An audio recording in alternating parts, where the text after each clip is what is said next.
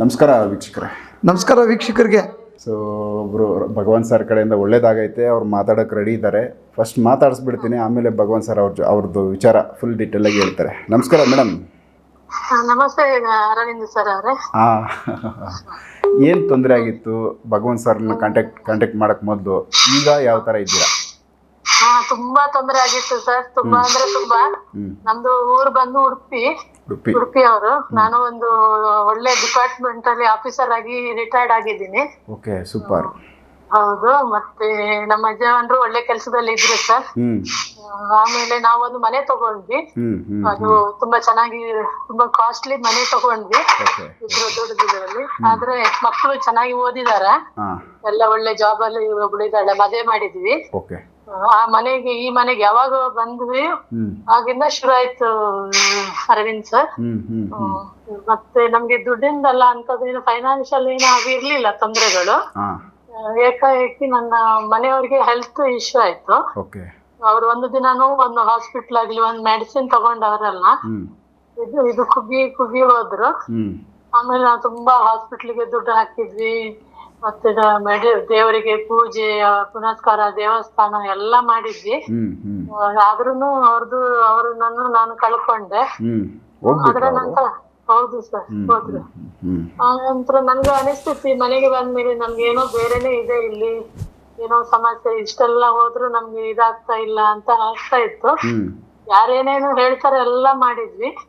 ಅದರ ನಂತರ ನನ್ನ ಮಗಳಿಗೆ, ದೊಡ್ಡವಳಿಗೆ, ತುಂಬಾ ಒಳ್ಳೆ ಹುಡುಗಿ, ಒಬ್ರ ಜೊತೆ ಜೋರಾಗಿ ಮಾತಾಡಿದವಳಲ್ಲ, ಯಾರಿಗೂ ಒಂದು ಇದು ಮಾತಾಡಿದವಳು, ತಿರುಗಿ ಮಾತಾಡಿದವಳಲ್ಲ. ಅಷ್ಟು ಒಳ್ಳೆ ಬ್ರೈಟ್ ಸ್ಟೂಡೆಂಟ್ ಎಲ್ಲ ಇದ್ರು.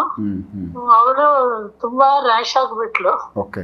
ರ್ಯಾಶ್ ಅಂದ್ರೆ ನಮ್ಮ ಮನೆಯಲ್ಲಿ ಯಾವಾಗ ನೋಡಿದ್ರು ಗಲಾಟೆ ಮಾಡೋದು, ಜಗಳ ಆಡೋದು, ಸಿಕ್ಕಿದ್ರಲ್ಲಿ ಎಸೆಯುದು. ಕೆಲ್ಸಕ್ಕೆ ಹೋಗಿ ಬರ್ತಿದ್ರು, ಒಂದು ಸಣ್ಣದ ಹೇಳಿದ್ರು ಕೋಪ ಮಾಡ್ಕೊಳ್ಳೋಳು ವಿಪರೀತ. ಅದರ ನಡುವೆಗೆ ಪಾಪು ಆಯ್ತು, ಅದರ ಮೇಲೇನೋ ಆಸೆ ಇಲ್ಲ, ಗಂಡನ ಮೇಲೇನೋ ರೇಗಾಟ. ಅವರ ಮನೆತನದ ಒಳ್ಳೆ ಮನೆತನದವ್ರೆ. ಆದ್ರೂ ಎಷ್ಟು ಇದಾದ್ರೂ ನಾವು ತುಂಬಾ ಡಾಕ್ಟರ್ಗೆ ತೋರಿಸಿದ್ವಿ, ಸೈಕ್ರಾಟಿಕ್ ತೋರಿಸಿದ್ವಿ, ಆಯುರ್ವೇದಿಕ್ ಎಲ್ಲ ಮಾಡಿದ್ವಿ. ಏನು ಒಂದ್ ಸ್ವಲ್ಪ ದಿನ ಇದಾಗೋದು ಮತ್ತೆ ಪುನಃ ಜೋರ್ ಆಗ್ತಾ ಇತ್ತು, ಗುಣನೇ ಆಗಿಲ್ಲ ಸರ್. ನಮ್ಗೆ ಏನಪ್ಪ ಎಷ್ಟು ಮಾಡಿದ್ರು. ಆಮೇಲೆ ನೆಂಟರಿಷ್ಟ್ರು ಎಲ್ಲರೂ ಈ ತರ ಮನೆಯಲ್ಲಿ ಎಲ್ಲ ಆದ್ರೆ ದೂರ ಆಗ್ತಾರೆ. ಎಷ್ಟೇ ಪ್ರೀತಿ ವಿಶ್ವಾಸ ಚೆನ್ನಾಗಿದ್ದಾಗ ಎಲ್ಲರೂ ಇರ್ತಿದ್ರು. ಮತ್ತೆ ಎಲ್ಲರೂ ಈ ಸಮಸ್ಯೆಗಳೆಲ್ಲ ಹೆಚ್ಚಾದ್ಮೇಲೆ ಎಲ್ಲರನ್ನು ದೂರ ಆಗಿದ್ರು. ದೂರದಲ್ಲಿನೇ ಎಲ್ಲರೂ ಉಪದೇಶ ಕೊಡೋರ್ ಹೊರತಾಗಿ ನನ್ಗೆ ಎಲ್ಲರೂ ಇದ್ದಾರೆ. ಆಕ್ಚುಲಿ ಹೇಳ್ಬೇಕಂದ್ರೆ ಅಣ್ಣ, ತಮ್ಮ, ಅಕ್ಕ, ತಂಗಿ, ಬಂಧು ಬಳಗ ಎಲ್ಲರೂ ಇದ್ರು. ಮತ್ತೆ ಇದೆಲ್ಲ ಬಂದ್ಮೇಲೆ ಎಲ್ಲರೂ ಅವ್ರವ್ರ ಮಟ್ಟಕ್ಕೆ ಇದಾದ್ರು. ಅದು ತುಂಬಾ ನೋವು ಕೊಡ್ತು ನಂಗೆ.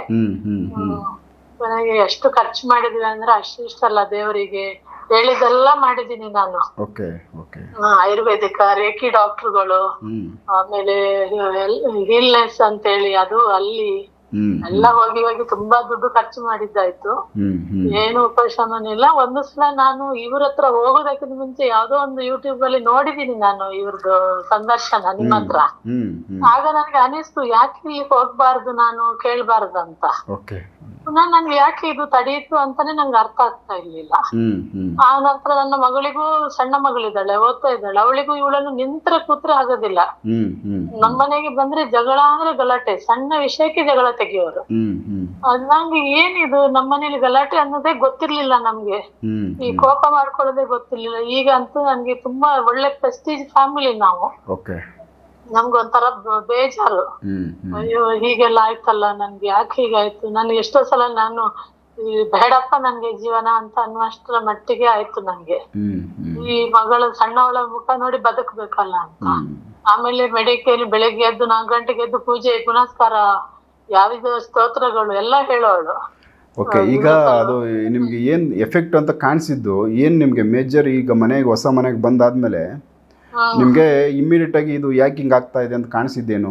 ಯಾವ ತರ ತೊಂದರೆ ಕಾಣಿಸದಂದ್ರೆ ನನ್ಗೆ ಮೋಸ್ಟ್ಲಿ ಏನೋ ಇರ್ಬೇಕು, ಬಾಧೆಗಳು. ಇದೆಲ್ಲ ತೋರಿಸಿದ್ರು ಗುಣ ಆಗಿಲ್ಲ ಅಂದ್ರೆ ನಮ್ಗೇನಾದ್ರು ಗ್ರಹ ದೋಷ ಅದು ಇದೆಲ್ಲ ಇದ್ರೆ ಎಷ್ಟು ಎತ್ತರಿಗೆ ಹೋಗ್ಬೇಕಿತ್ತಲ್ವಾ. ಮತ್ತೆ ಬೇರೆ ಸಮಥಿಂಗ್ ಏನೋ ಇರ್ಬೇಕು ರಾಂಗ್ ಇಲ್ಲಿ ಅಂತ ನನ್ಗೆ ಅನಿಸ್ತು ಆಮೇಲೆ. ಅದಕ್ಕಾಗಿ ನಾನು ಭಗವಾನ್ ಗುರುಜಿ ಅವ್ರಿಗೆ ಹೇಳಿದ ತಕ್ಷಣ ಪಾಪ ಇಮಿಡಿಯೇಟ್ ಆಗಿ ಅವ್ರು ನನ್ಗೆ ಇದು ಮಾಡಿದ್ರು. ಮನೆಗೆ ಬಂದ್ರು ಅವತ್ತು ದಿವಸ ಅವರು. ಬರುವಾಗ್ಲೂ ತುಂಬಾ ಬರ್ತಾ ಇದೀನಿ ಅಂದ್ರೂ ತಪ್ಪಿಸ್ತಾನೆ ಇದೆ. ನನ್ಗೆ ಅವಾಗ ಅನಿಸ್ತು ಯಾಕಪ್ಪ ಇಷ್ಟು ಕಾಯಿಸ್ತಾ ಇದಾರೆ ಅಂತ ಹೇಳಿ. ಕೊನೆಗೆ ಹೇಗೋ ಬಂದ್ರು, ನೋಡಿದ್ರು. ಆದ್ರೆ ಅವರಿಗೆ ಯಾರಿಗೆ ದೊಡ್ಡವಳಿಗೆ ಇನ್ನೂ ಗೊತ್ತಿಲ್ಲ, ನಾವೇನು ಹೇಳಿಲ್ಲ ಅವ್ರಿಗೆ. ಯಾಕಂದ್ರೆ ನಿಮ್ಗೆ ಗೊತ್ತಲ್ಲ, ಗಂಡನ ಮನೆ ಕಡೆಯವ್ರಿಗೆಲ್ಲ ಗೊತ್ತಾದ್ರೆ ಕಷ್ಟ ಅಲ್ವಾ ಹೇಳಿದ್ದು. ಅದಕ್ಕಾಗಿ ಅವ್ರಿಗೆ ಏನು ಗೊತ್ತಿಲ್ಲದ ಹಾಗೇನೆ ಪಾಪ ಅವರೆಲ್ಲ ಏನ್ ಬೇಕು ಎಲ್ಲ ಫೋಟೋ ಕಳಿಸಿ ಅಂತ ಹೇಳಿ ನಮ್ ಮನೆದು ನಮ್ದು ಎಲ್ಲಾರ್ದು ಮನೆಗೆ ಬಂದು ಎಲ್ಲಾ ಕಡೆ ನೋಡಿ. ಅವ್ರು ಬೇರೆ ಮನೇಲಿ ಇದಾರೆ, ನನ್ ಮಗಳು ಬೇರೆ ಸಪರೇಟ್ ಆಗಿ. ಬಟ್ ಮನೆಗೆ ಬಂದು ಪಾಪವನ್ನು ಇಲ್ಲೇ ಬಿಟ್ಟು ಎಲ್ಲ ಹೋಗ್ತಾಳೆ. ಒಳ್ಳೆ ಕಂಪ್ನಿ ಕೆಲ್ಸದಲ್ಲಿದ್ವು, ಅಲ್ಲಿನೂ ಕಷ್ಟ, ಕೆಲ್ಸದಲ್ಲಿನೂ ಕಾನ್ಸಂಟ್ರೇಷನ್ ಇಲ್ಲ ಅವಳಿಗೆ, ಸರಿಯಾಗಿ ಹೇಳುದಿಲ್ಲ, ಬೆಳಿಗ್ಗೆ ಎಲ್ಲ ಮಾಡ್ತಾ ಇದ್ಲು. ಸಿಟ್ಟು ಅಂದ್ರೆ ಮೈ ಉರಿತಿದ್ಲು ಹಾಗೇನೆ. ಆಮೇಲೆ ಇವ್ರು ಬಂದು ನೋಡಿ ಫೋಟೋಗಳು ಫಸ್ಟಿಗೆ ಅವಳದ್ದೇ ಮೊದ್ಲು ಮುಗಿಸಿ ಗುರುಗಳೇ ಅಂತ ಅಂದೆ ನಾನು. ಆನಂತರ ಅವ್ರ ಪಾಪ ಎಲ್ಲಾನು ನಮ್ಗೆ ಒಳ್ಳೆ ರೀತಿಯಿಂದ ಇದು ಮಾಡಿ ಕೊಟ್ಟು ನಾವೀಗ ಚೆನ್ನಾಗಿದ್ದೀವಿ ಸರ್. ಅವಳು ಚೆನ್ನಾಗಿದ್ದಾಳೆ. ಗಂಡ ಅಂದ್ರೆ ಆಗ್ತಿರ್ಲಿಲ್ಲ, ಮಗು ಅಂದ್ರೆ ಆಗ್ತಿರ್ಲಿಲ್ಲ. ಅಂದ್ರೆ ಪ್ರೀತಿ ಏನೋ ಇರ್ಬೇಕಲ್ಲ ಅನ್ನೋ ತರ. ಹೌದು ಸರ್. ಅದು ನಮ್ಮ ಒಂದು ಪೀಸ್ಫುಲ್ ಇದರಿಂದಾಗಿ ನಂದು ಸಾಲ್ವ್ ಮಾಡಿದ್ರಿಂದ ನಾನು ಏನ್ ಸಿಚುವೇಶನ್ ಅನ್ನು ಆದಷ್ಟು ಇದು ಮಾಡ್ಕೊಂಡು ಹೋಗಿರೋದಕ್ಕೆ ಆಗಿದೆ ಅದು. ಈಗ ಕುಟುಂಬ ಎಲ್ಲ ಚೆನ್ನಾಗಿದೆ ಅಲ್ವಾ? ಚೆನ್ನಾಗಿದೆ ಸರ್. ಮತ್ತೆ ಅವಳು ಚೆನ್ನಾಗಿ ಪ್ರೀತಿಯಿಂದ ಈಗ ಇದಾರೆ. ಚೇಂಜಸ್ ಗೊತ್ತಾಗ್ತದೆ ನಂಗೆ. ಮೊದಲು ಅವರು ತುಂಬಾ ಉಲ್ಟಾ ಇದ್ರು ನಿಮ್ಗೆ? ಉಲ್ಟಾ ಅಂದ್ರೆ ಅವ್ರು ನನ್ಗೆ ಉಲ್ಟಾ. ಅವರಿಬ್ರು ಅಕ್ಕ ತಂಗಿಯರು ಜಗಳಾಡೋದು, ಕಿತ್ತಾಟ. ಒಬ್ರನ್ನು ಕಂಡ್ರೆ ಒಬ್ರು ನೆರಳಾಗ್ತಿರ್ಲಿಲ್ಲ. ಇವಳು ಸಣ್ಣದಕ್ಕೂ ಸಿಟ್ ಮಾಡೋದು ಎಲ್ಲ. ಒಟ್ಟು ಮನೆ ವಾತಾವರಣನೇ ಚೆನ್ನಾಗಿರ್ಲಿಲ್ಲ ಅರವಿಂದ್ ಸರ್. ಓಕೆ, ಒಳ್ಳೇದಾಯ್ತು. ಇವತ್ತು ತುಂಬಾ ಚೆನ್ನಾಗಿದ್ದೀರಾ. ಗುರುಗಳಿಗಂತೂ ತುಂಬಾ ಧನ್ಯವಾದಗಳು. ಆಮೇಲೆ ನೀವು ಜಾಸ್ತಿ ಗುರುಗಳದ್ದೇ ಸಂದರ್ಶನ ತಗೊಂಡು ತುಂಬಾ ಹಾಕಿ ಅವ್ರದ್ದು ಅನುಭವ. ಯಾಕಂದ್ರೆ ಅವರಿಂದ ತುಂಬಾ ಜನರಿಗೆ ಹೆಲ್ಪ್ ಆಗತ್ತೆ. ಆಮೇಲೆ ಗುರುಗಳಿಗೆ ಆಯುಷ್ಯ ತುಂಬಾ ಕೊಡ್ಲಿ. ಅವ್ರು ನನ್ಗೆ ಏನ್ ಖುಷಿ ಆಗ್ತದಂದ್ರೆ ಅವ್ರು ಫಾಲೋ ಅಪ್ ಮಾಡ್ತಾರೆ ಮಾಡಿದ್ಮೇಲೆ. ಏನಾಯ್ತು ಅಂತ. ಹೌದು, ಅದನ್ನು ಯಾರು ಮಾಡೋದಿಲ್ಲ. ದುಡ್ಡು ತಗೊಳ್ತಾರೆ ಪೂಜೆ, ಮತ್ತೆ ಅವರ ಫೋನ್ ತಗೊಳಕ್ಕೆ ಕಷ್ಟ. ಬಟ್ ಅವ್ರಿಗೆ ಅದ್ರ ಬಗ್ಗೆ ಎಷ್ಟು ಇದೆ ಅಂತ ಹೇಳಿ ಸತ್ಯತೆ ಇದೆ ಅಂತ ನಂಗೆ ಗೊತ್ತಾಯ್ತು. ಏನಿದ್ದಾರೆ, ಹೇಗಿದ್ದಾರೆ ಇದೆಲ್ಲ ತಿಳ್ಕೊಳ್ಳುವಾಗ ಅವ್ರಿಗೆ ಎಷ್ಟು ಕಾಳಜಿ ಇದೆ ನಮ್ಮ ಇದ್ರ ಬಗ್ಗೆ ಅಂತೇಳಿ ನನ್ಗೆ ಅರ್ಥ ಆಯ್ತು. ಅಂದ್ರೆ ಅದು ಕಂಪ್ಲೀಟ್ ಆಗಿ ಸಕ್ಸಸ್ ಆಗೋವರೆಗೂ ಅದರಿಂದ ಬೀಳ್ತಾರೆ.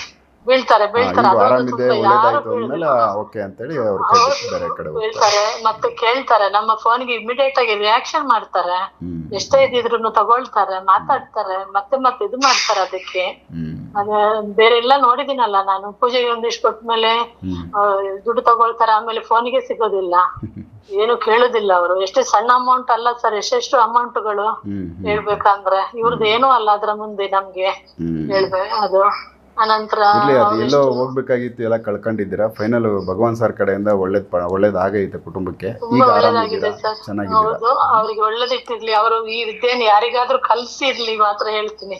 ಯಾಕಂದ್ರೆ ಮುಂದೇನು ಎಷ್ಟು ಜನರಿಗೆ ಆಗ್ತದೆ ಅಂತ ಗೊತ್ತಿಲ್ಲ, ಎಷ್ಟು ಜನ ತೊಂದರೆ ಅನುಭವಿಸ್ತಾರಂತ ಗೊತ್ತಿಲ್ಲ. ಇದರಿಂದಾಗಿ ಹೆಚ್ಚಿನದು ನೋಡ್ತೀನಲ್ಲ ನಾನು. ಈಗ ನನ್ಗೆ ಅನ್ಸತ್ತೆ ಕೆಲವರೆಲ್ಲ ಬರುವಾಗ ಅನ್ಸತ್ತೆ ಪಾಪ ಇವ್ರಿಗೆ ಇದೇ ತೊಂದರೆ ಇರ್ಬೇಕು, ಇವ್ರಿಗೆ ಈಗ ಹೋಗ್ಲಿಕ್ಕೆ ಆಗ್ತಾ ಇಲ್ಲ, ಹಾಗೆ ಈಗ ಅನ್ಸತ್ತೆ ಅರವಿಂದ್ ಸರ್. ಇದೇ ತೊಂದರೆಯಲ್ಲಿರೋರು ಇದಾರೆ, ಬಟ್ ಎಲ್ಲರೂ ಪರಿಹಾರ ಪಡ್ಕೊಳಕ್ ಆಗಲ್ಲ. ಕೆಲವು ಸರಿ ಟೈಮ್ ಬರಬೇಕು. ಓಕೆ, ಒಳ್ಳೇದಾಗ್ಲಿ. ಸಾಷ್ಟಾಂಗ ನಮಸ್ಕಾರಗಳು ನಂದು. ಆಯ್ತು, ನಮಸ್ಕಾರ. ಆಶೀರ್ವಾದ ನಮ್ಗೆ ಯಾವಾಗ್ಲೂ ಇರ್ಲಿ ಅಂತ ಕೇಳ್ಕೊಂಡು ನಮಸ್ಕಾರ. ಓಕೆ ಮೇಡಮ್, ನಮಸ್ಕಾರ. ಇವ್ರದ್ದು ಹೇಳೋದಕ್ಕಿಂತ ಮುಂಚಿತವಾಗಿ ಒಬ್ಬರಿಗೆ ನಾನು ಧನ್ಯವಾದ ತಿಳಿಸ್ಬೇಕು. ಈ ವಿಡಿಯೋ ಮುಖಾಂತರ ಅವ್ರಿಗೆ ಧನ್ಯವಾದ ತಿಳಿಸ್ಬಿಟ್ಟು ಆಮೇಲೆ ಮುಂದೆ ಇವ್ರದ್ದು ಏನು ಅಂತ ಅಂದ್ಬಿಟ್ಟು ನಾನು ಹೇಳ್ತೀನಿ. ತಿಳಿಸಿ ಸರ್. ಯಾಕಂದರೆ 15-20 ದಿವಸದಿಂದ ನಾನು ವಿಡಿಯೋನ ಸ್ಟಾಪ್ ಮಾಡಬೇಕು, ನಾನು ಈ ಕೆಲಸ ಮಾಡೋದು ಬೇಡ, 15 ವರ್ಷದಿಂದ ಮಾಡಿಸ್ಕೊಂಬಂದು. ಯಾಕಂದ್ರೆ ನಮ್ಮ ಮನ್ಸಿಗೆ ನೋವಾದಾಗ, ನಮ್ಮ ಮನ್ಸಿಗೆ ಬೇಜಾರಾದಾಗ ಬೇಡ ನಮಗಿಂತ ಕೆಲಸ ಅನ್ನೋದು ಸ್ಟಾಪ್ ಮಾಡಬೇಕು. ಆದರೂ ನಮ್ಮ ಮನ್ಸು ಕೇಳಲ್ಲ. ಆವಾಗ ಕೆಲವು ನನಗೆ ಹಿತೈಷಿಗಳು, ಒಬ್ಬರು ಸ್ವಾಮೀಜಿ, ಒಬ್ಬರು ಲೇಡಿ, ಅವರು ಬ್ರಹ್ಮಕುಮಾರಿ ಇದ್ರ ಸಮುದಾಯದವರು, ಅವರೊಬ್ಬರು ಇನ್ಚಾರ್ಜಲ್ಲಿ. ಆಮೇಲೆ ಪ್ರವಚನಗಳನ್ನ ಮಾಡ್ತಕ್ಕಂಥವ್ರು, ಅವರು ಸರ್ವಸಂಘ ಪರಿತ್ಯಾಗಿ ಎಲ್ಲವನ್ನು ತ್ಯಜಿಸಿ ಬಂದು ಅವ್ರು ಕೂತ್ಕೊಂಡು ಸ್ವಾಮೀಜಿ ಆಗಿರೋದು. ಆ ಎಮ್ಮನಿಗೆ ನನ್ನ ವಿಷಯ ಗೊತ್ತಾಯಿತು. ಯಾಕಂದರೆ ಅವ್ರಿಗೆ ನಾನು ಅವ್ರ ಫ್ಯಾಮಿಲಿಲಿ ನಾನು 2 ಕೇಸ್ನ ಅಟೆಂಡ್ ಮಾಡಿಕೊಟ್ಟಿದ್ದೆ. ಅವ್ರು ಆವಾಗ ನಾನು ಮಾತಾಡಿ ನನ್ನ ಬಗ್ಗೆ ಎಲ್ಲ ವಿಚಾರ ತಿಳ್ಕೊತಾ ಇರ್ತಾರೆ, ಹೆಂಗಿದ್ದೀರ ಅಂತ ಕೇಳ್ತಿರ್ತಾರೆ, ಮಾಡಿ ಈ ಥರ ಹಿಂಗಾಯ್ತು ಅಂತ. ಅವರು ಒಂದೇ ಮಾತು ಹೇಳಿದ್ರು, 1000 ಜನ 1000 ಮಾತಾಡ್ಕೊಂಡು ಹೋಗ್ತಾರೆ, ನಿಮ್ಮ ತಲೆ ಕೆಡಿಸ್ಕೋಬೇಡಿ. ಈ ಐತೆ ಅನ್ನೋದು ಒಂದವ್ರಿಗಾದರೆ ಇಲ್ಲ ಅನ್ನೋದು ಒಂದವ್ರಿಗೆ ಇರ್ತದೆ. ಒಳ್ಳೆಯವ್ರು ಇದ್ದಾಗ ಕೆಟ್ಟವ್ರು ಇದ್ದೇ ಇರ್ತಾರೆ. ನಾವು ಅದಕ್ಕೆ ತಲೆ ಕೆಡ್ತು, ನಾವು ಮಾಡ್ತಿರೋದು ನಮ್ಮ ಮನಸ್ಸಾಕ್ಷಿಗೆ ಒಳ್ಳೇದಾಗುತ್ತೆ, ತಲೆ ಬಗ್ಗಿಸ್ಕೊಂಡು ನೀವು ಮಾಡಿ. ಯಾಕಂದರೆ ನಾನು ಪ್ರವಚನಗಳಲ್ಲಿ ಕೊಡ್ತಾ ಇರ್ತೀನಿ, ವೇದಗಳಲ್ಲಿ ಆತ್ಮ ಅನ್ನೋದಿದೆ, ಸೈನ್ಸಲ್ಲಿ ನನ್ನ ಹತ್ರ ಕಂಪ್ಲೀಟ್ ಪೇಜ್ಗಟ್ಟಲೆ ಇದೆ, ಆತ್ಮ ಅನ್ನೋದು ಪ್ರೂವ್ ಆಗಿದೆ. ಆದರೆ ಯಾರೋ ಒಬ್ರು ಹೇಳ್ತಾರೆ ಅಂತ ನೀವು ಯಾಕೆ ತಲೆ ಕೆಡಿಸ್ಕೊಳ್ತೀರಾ? ನೀವು ಮಾಡಿದ್ರಿಂದ ಇನ್ನೊಬ್ರಿಗೆ ಒಳ್ಳೇದಾಗಿದೆ, ಅವರಿಂದ ಬ್ಲೆಸ್ಸಿಂಗ್ ಆಗಿದೆ. ಇವತ್ತು ನಿಮ್ಗೆ 2 ಕಾಲು ಉಳಿದಿದೆ ಅಂದರೆ ನಿಮ್ಮಿಂದ ಯಾರು ಒಳ್ಳೇದಾಗಿದೆ ಅವರು ಆಶೀರ್ವಾದ ಮಾಡಿರ್ತಾರೆ. ನಾನು ಹೇಳ್ತಾ ಇದ್ದೀನಿ, ನಾನು ಸ್ವಾಮೀಜಿಯಾಗಿ ತಲೆ ಕೆಡಿಸ್ಕೊಳ್ಳೋಕೆ ಹೋಗಬೇಡಿ, ನಿಮ್ಮ ಕೆಲಸ ನೀವು ಮುಂದುವರಿಸಿ. ನಿಮ್ಮ ಅಂಥ ಟೈಮ್ ಬಂದಾಗ ನಿಮ್ಮ ಹಿಂದೆ ನಾವಿರ್ತೀವಿ ಅಂತ ನನಗೆ ಒಂದು ಧೈರ್ಯದ ಮಾತಾಡಿದ್ರು. ಬ್ರಹ್ಮಕುಮಾರಿ ಒಂದು ಸಂಘದ ಅವರು ಮುಖ್ಯಸ್ಥರು, ಅವ್ರ ಹೆಸರು ಹೇಳೋದು ಬೇಡ ಪಾಪ, ಹೆಣ್ಮಗಳು ನನ್ನ ಬಗ್ಗೆ ಎಷ್ಟು ಮಾತಾಡ್ತಾರೆ ಅಂದರೆ ನಿಜವಾಗ್ಲೂ ಈ ವಿಡಿಯೋ ಮುಖಾಂತರ ಅವ್ರಿಗೆ ಧನ್ಯವಾದಗಳನ್ನ ತಿಳಿಸಿ ನಾನು ಈ ವಿಡಿಯೋ ಸ್ಟಾರ್ಟ್ ಮಾಡ್ತಾಯಿದ್ದೀನಿ. ಓಕೆ ಸರ್, ಅವ್ರಿಗೊಂದು ಧನ್ಯವಾದ ಆಯಿತು. ಸೊ ಈಗ ಈ ಒಂದು ಕೇಸು ತುಂಬ ಅವರು ಹೊಸ ಮನೆ ತಗೊಂಡ ಮೇಲೆ ಎಫೆಕ್ಟ್ ಆಯಿತು ಅಂತ ಅವ್ರು ಹೇಳ್ತಾಯಿದ್ರು. ಸರ್, ಅವರು ಸುಮಾರು 1 ವರ್ಷಕ್ಕೆ ಮುಂಚೆ ನನ್ನ ನಂಬರ್ ತೊಗೊಂಡಿದ್ದಾರೆ ಸ್ವದೇಶ್ ಮೀಡಿಯಾದಲ್ಲಿ. ಇವರು ಅಲ್ಲಿಂದ ಟ್ರೈ ಮಾಡೋದಕ್ಕೆ ಇವರೊಬ್ಬರು ಗೌರ್ಮೆಂಟ್ ಆಫೀಸರ್, ಇವರು ಈಗ ರಿಟೈರ್ಡು, ತುಂಬ ಸ್ಟ್ರಾಂಗ್ ಆಗಿದ್ದಾರೆ. ಓಕೆ, ಬ್ಯಾಂಗ್ಳೂರಲ್ಲೇ ಗೌರ್ಮೆಂಟಲ್ಲಿ ವರ್ಕ್ ಮಾಡ್ತಿದ್ದಂಥವ್ರು. ಇವ್ರಿಗೆ ಇದ್ರ ಬಗ್ಗೆ ಎಲ್ಲ ಆಳ ಉದ್ದ ಚೆನ್ನಾಗಿ ಗೊತ್ತಿರೋದು. ಆದರೆ ಕೆಲವು ವ್ಯಕ್ತಿಗಳ ಮಾತಿಗೆ ಇವರು ಮಣೆ ಹಾಕ್ತಾರೆ.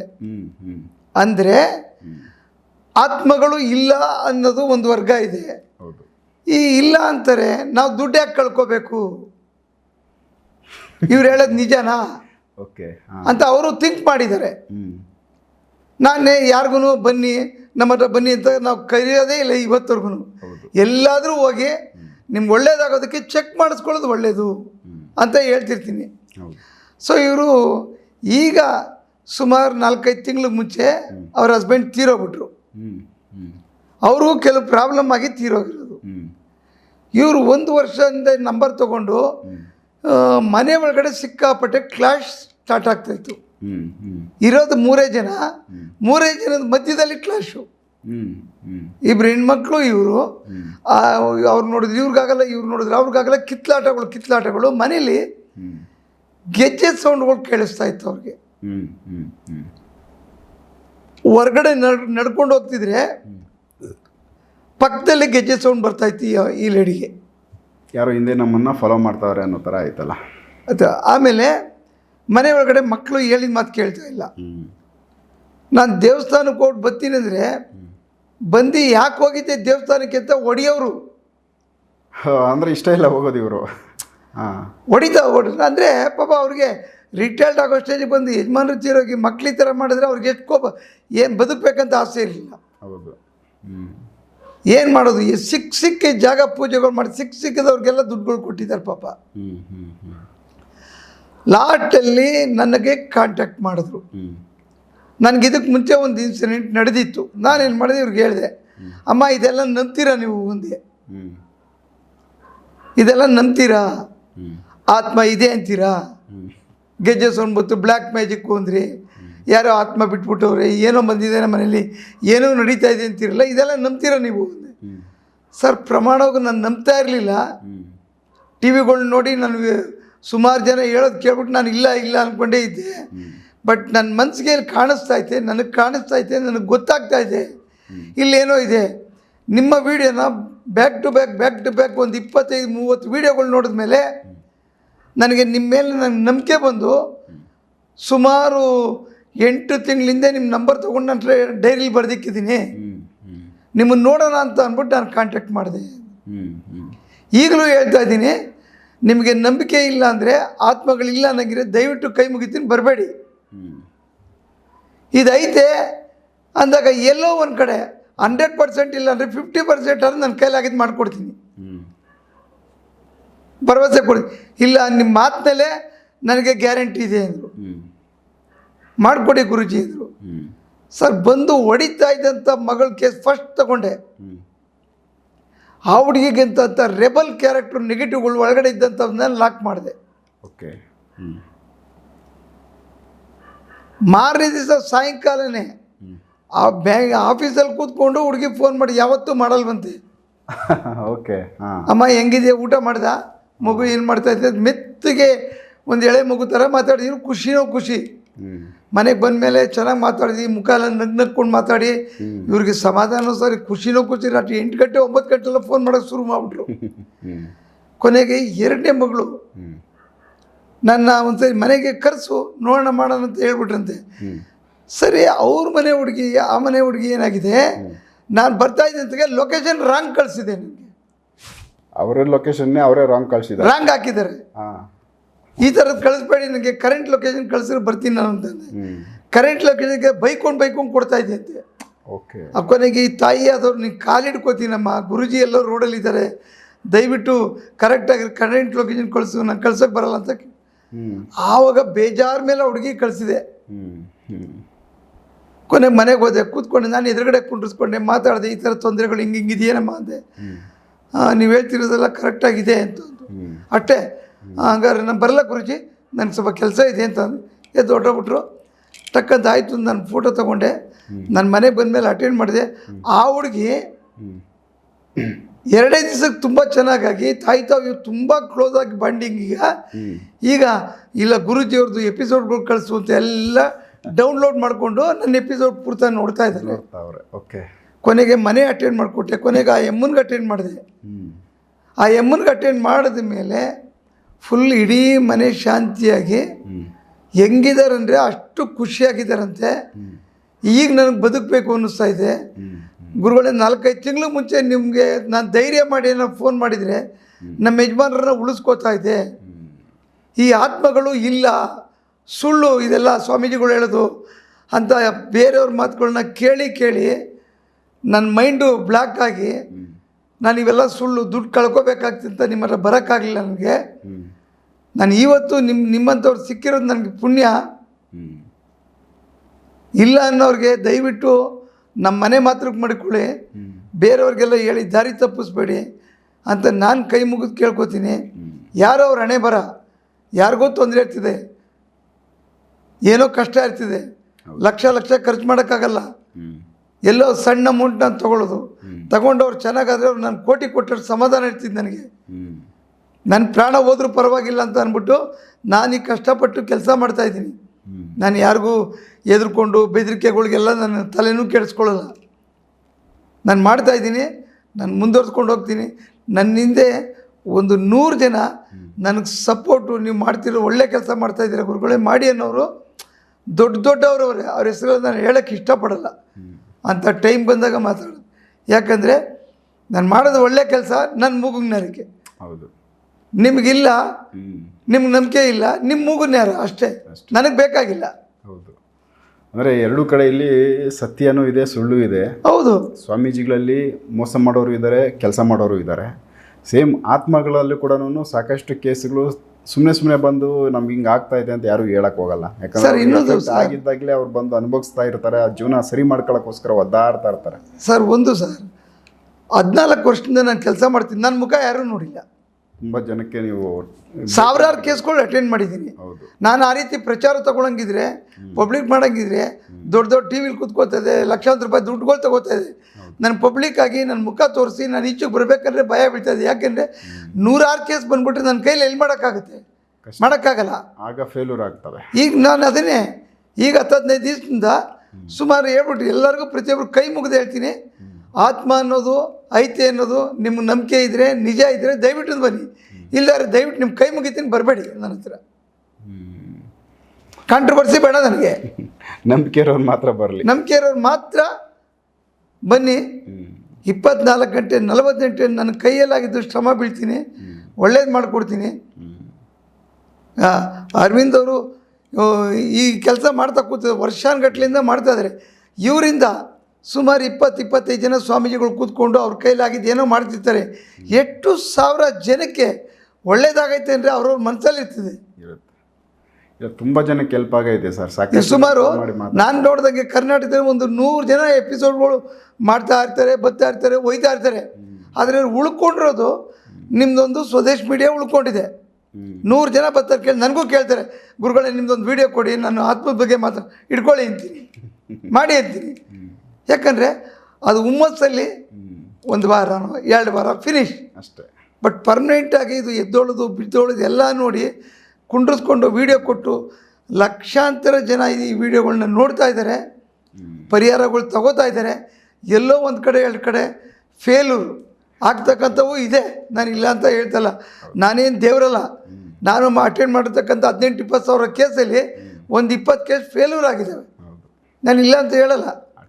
ಆ ಫೇಲ್ಯೂರ್ ಆಗಿರೋರಿಗೆ ಏರುಪೇರುಗಳು ಯಾಕಿರ್ತವೆ ಅಂತ ಮುಂದಿನ ಎಪಿಸೋಡ್ಗಳನ್ನ ನಾನು ಹೇಳ್ತಾ ಹೋಗ್ತೀನಿ.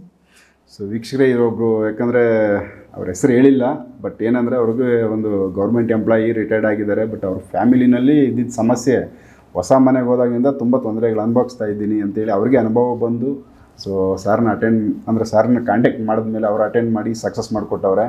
ತುಂಬ ಚೆನ್ನಾಗಿ ಅವ್ರು ಮಾತಾಡಿದ್ರು. ಬಟ್ ಅವ್ರ ಹಿಂದೆ ಒಂದು ಫಾಲೋ ಮಾಡ್ತಾ ಇದ್ದು ಒಂದು ಅನುಭವದ ಬಗ್ಗೆ ಭಗವಾನ್ ಸರ್ ಹೇಳಿದ್ರು. ಅದು ಏನು ಅಂತ ನಾನು ಅದು ಏನು ಅಂತ ಹೇಳಿಲ್ಲ ನೀವು.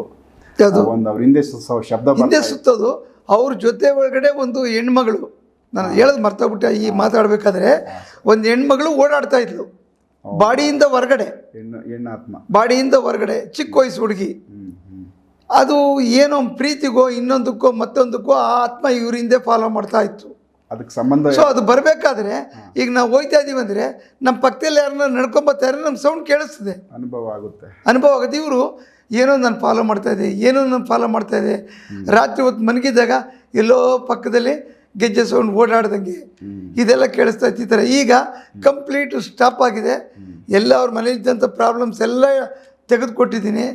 ತುಂಬ ಆರಾಮಾಗಿದ್ದಾರೆ, ತುಂಬ ಖುಷಿಯಾಗಿದ್ದಾರೆ. ಮಂಗಳೂರು ಕಡೆ, ಉಡುಪಿ, ಕುಂದಾಪುರದ ಕಡೆ ಇವರೆಲ್ಲೇ ಕೆಲವು ಜನ ನಂಬಲ್ಲ, ಇದು ಮಾಡ್ತಾರೆ. ಬಟ್ ಇವರು ಉಡುಪಿಯವರು, ಅವ್ರ ಹೆಸರೆಲ್ಲ ಹೇಳೋದು ಬೇಡ. ಪಾಪ ಹೆಣ್ಮಗಳಾಗಿ ಈ ವಿಷಯನ ಹಂಚ್ಕೊಂಡಿದ್ದೆ ಒಂದು ದೊಡ್ಡ ವಿಷಯ ಅವರು. ಹೌದು. ಸೊ ಇದೊಂದು ಸಕ್ಸಸ್ ಕೇಸು ನಿಮ್ಮ ಜೊತೆ ಮಾತಾಡಿದ್ದಾರೆ.